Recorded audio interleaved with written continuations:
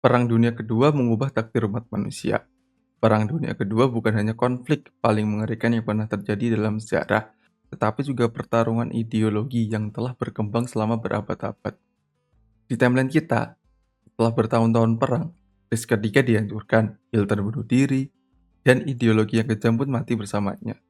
Setelah itu, para pemenang perang, sekutu, mengorganisir seluruh dunia untuk memastikan hal seperti itu tidak terulang lagi. Mereka membentuk masa depan umat manusia sesuai dengan visi mereka. Hari ini, kita hidup di dunia yang terhubung secara global, baik ekonomi maupun sosial. Besarnya pengaruh Amerika di internet saat ini. Salah satu alasannya adalah kemenangan perang tersebut. Banyak orang menganggap dunia saat ini sebagai hasil alami dari kemajuan. Tetapi sebenarnya tidak. Jika hasil perang berbeda, peradaban barat akan berubah menjadi radikal dalam segala aspek. Bagaimana jika sekutu tidak mengalahkan Nazi Jerman? Bagaimana jika Reich ketiga menaklukkan Eropa dan memenangkan Perang Dunia Kedua? Apa yang akan terjadi? Aku akan membahas dampak kemenangan Nazi terhadap skala manusia dan global. Bagaimana hal ini akan mengubah abad ke-20 dan ke-21. Di sekolah-sekolah Amerika, simbol dan ajaran Nazi hanya disebutkan secara umum. Kita semua tahu kebajikan Nazi yang anti-Yahudi, rasis, dan otoriter. Tetapi jarang sekali ideologi itu dianalisis secara mendalam. Dalam skenario lain ini, aku tidak akan fokus pada bagaimana Jerman bisa menang. Hal ini sudah banyak dibahas oleh sejarawan. Yang ingin aku fokuskan adalah akan seperti apa dunia jika rencana Hitler benar-benar terwujud. Ini adalah skenario yang akan terjadi jika Nazi menang dalam Perang Dunia Kedua.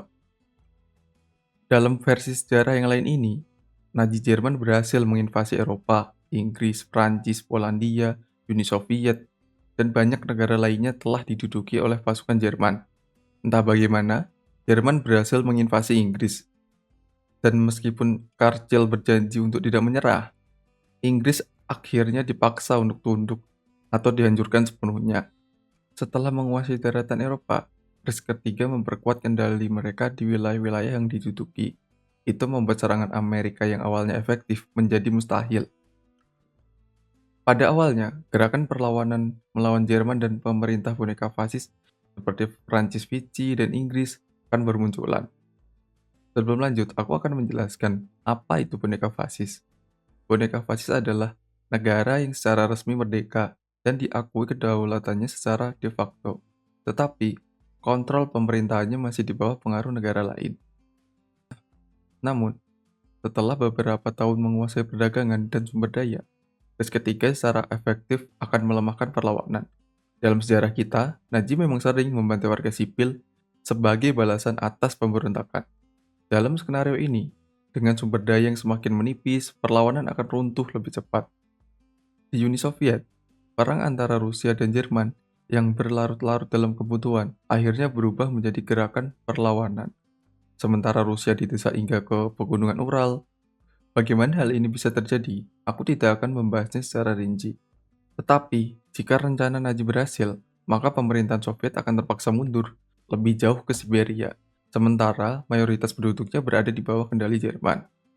Akan terjadi transformasi di Eropa dalam tatanan baru Nazi. Nazisme tidak dapat dikategorikan dalam cara berpikir tradisional kita di politik. Ini adalah entitas baru yang mengambil elemen dari berbagai ideologi untuk menciptakan peradaban yang benar-benar berbeda. Tatanan baru Hitler bertujuan membuang ajaran Barat selama berabad-abad, termasuk gagasan revolusi Prancis, pencerahan, dan kekristenan. Peradaban yang ia bayangkan adalah masyarakat yang berlandaskan dominasi dan ekspansi ras Arya. Istilah Arya digunakan dalam ideologi Nazi Jerman yang menganggap ras Arya atau bangsa Jermanik sebagai ras yang unggul. Untuk memahami dunia di mana Nazi menang, kita harus memahami konsep Nazisme dan pandangan mereka tentang superioritas serta klasifikasi ras. Jika Jerman memenangkan perang, mereka akan menyusun ulang Eropa berdasarkan hierarki ras. Karena eugenika atau bisa diartikan memperbaiki ras manusia dengan membuang orang-orang berpenyakit dan cacat serta memperbanyak individu sehat. Saat itu populer, itu dasar dari kebijakan mereka. Orang-orang diklasifikasikan berdasarkan gen yang dianggap superior atau inferior. Ini adalah hierarki ras yang ditetapkan Nazi. Yang pertama, ras Arya. Orang Jerman etis murni menepati posisi tertinggi dalam masyarakat Nazi. Yang kedua, Eropa Barat yang terdiri dari Inggris, Prancis Utara, Irlandia, dan Belanda dianggap sebagai lebih rendah dari Jerman, tetapi tetap dihormati. Yang ketiga, orang Asia Timur, yaitu Cina dan Jepang, diberikan status Arya kehormatan oleh Hitler. Yang keempat, ras Mediterania dari Italia, Prancis Selatan, Spanyol, dan Yunani dianggap lebih rendah karena Hitler menganggap bahwa orang Eropa Selatan secara alamiah lebih malas daripada orang yang utara. Untermensch atau orang rendahan, yaitu bangsa Slavia dari Polandia, Rusia, Ukraina, Yahudi, Romani, homoseksual, komunis, dan kelompok lain yang dianggap tidak layak hidup. Jika Jerman berhasil melaksanakan sistem mereka, setelah beberapa dekade di bawah kendali Jerman, Polandia, Rusia, dan bangsa Slavia Timur akan lenyap. Genosida massal akan terjadi dengan skala 10 kali lipat dari Holocaust. Buat kalian yang tidak tahu apa Holocaust, itu adalah genosida terhadap kira-kira 6 juta Yahudi Eropa selama Perang Dunia Kedua. Itu di sejarah kita. Hitler terinspirasi oleh cara Amerika Serikat mengusir dan memusnahkan penduduk asli Indian, dan ia melakukan hal yang sama terhadap bangsa Slavia. Dalam skenario ini, setelah kemenangan Jerman, perbatasan Eropa akan digambar ulang secara semena-mena. Pemerintahan boneka akan didirikan di Polandia, Ukraina, dan Rusia. Tetapi dengan pemimpin Jerman, Slavia akan kehilangan hak-haknya, dan setiap perlawanan akan dibalas dengan pembantaian massal. Orang Yahudi akan langsung dikirim ke kamp penahanan untuk dieksekusi. Populasi Slavia yang tersisa akan diperbudak dan digunakan sebagai tenaga kerja bagi mesin perang Jerman.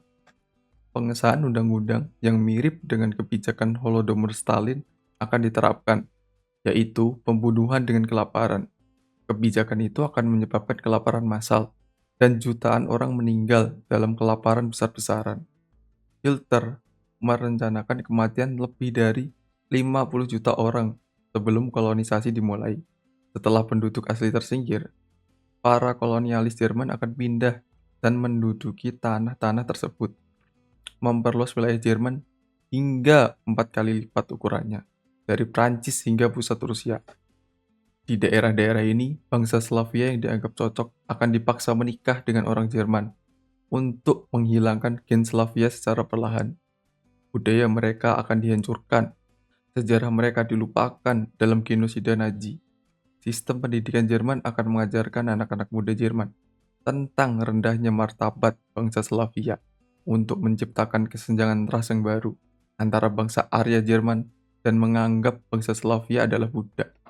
Pemisahan ras dan kekejaman secara terang-terangan akan terjadi antara kolonial Jerman dan orang-orang Rusia yang diperbudak di daerah jajahan Ukraina. Orang Slavia dilarang memperbanyak keturunan, kecuali untuk menciptakan budak-budak baru.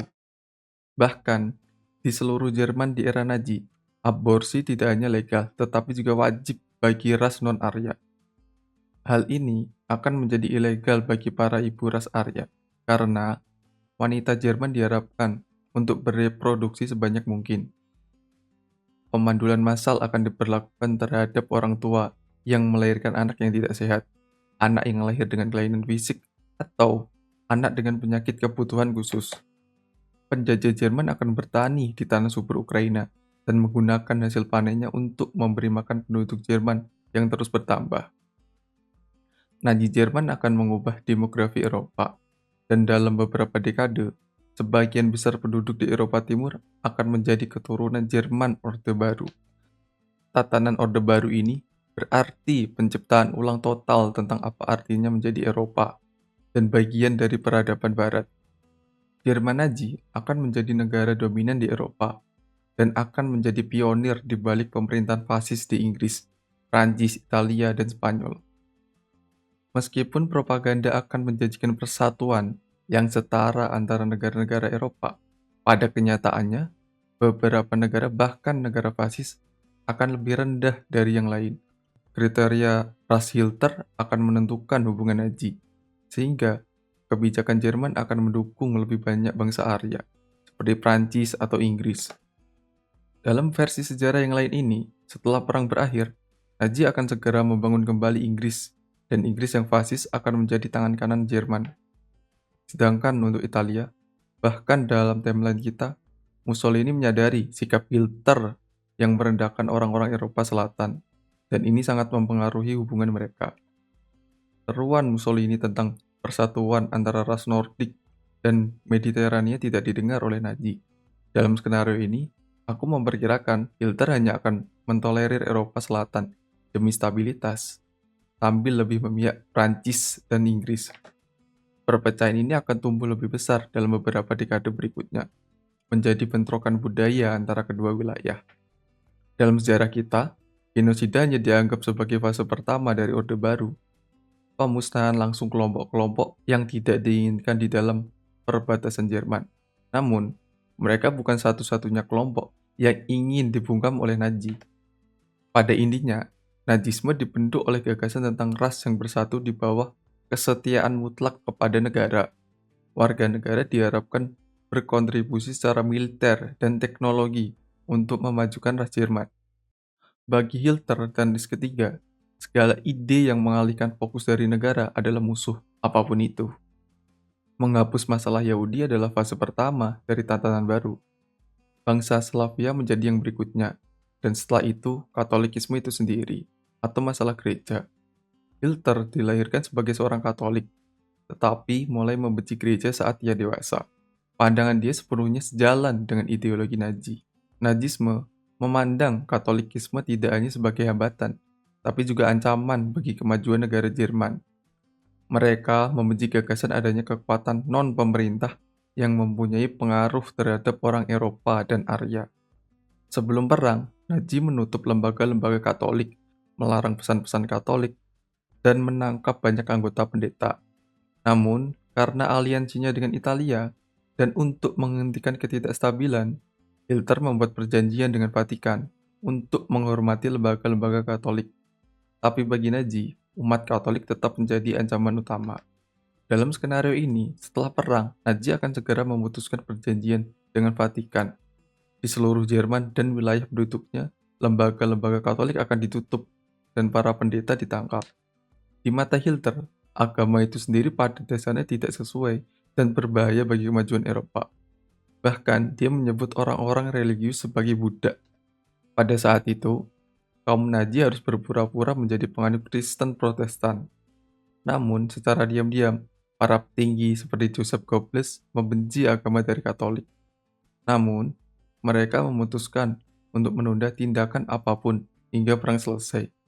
Mereka meyakini itu adalah ciptaan asing yang mempromosikan agama Yahudi dan membuat orang Eropa menjadi lemah pikiran dan terlalu penyayang. Yang aku maksud di sini, semua agama itu kan baik, jadi mereka tidak menyukai agama, karena agama kan menyimbolkan kasih sayang dan toleransi. Sedangkan untuk di Jerman, agama Katolik adalah agama yang cukup dominan saat itu. Jadi target mereka adalah Katolik. Di sejarah kita saat ini, Heinrich Himmler bahkan menulis, Reich ketiga akan menggunakan segalanya untuk perlahan-lahan mencekik agama Kristen di perbatasannya, bahkan melakukan kekerasan rahasia terhadap para pemimpin Katolik.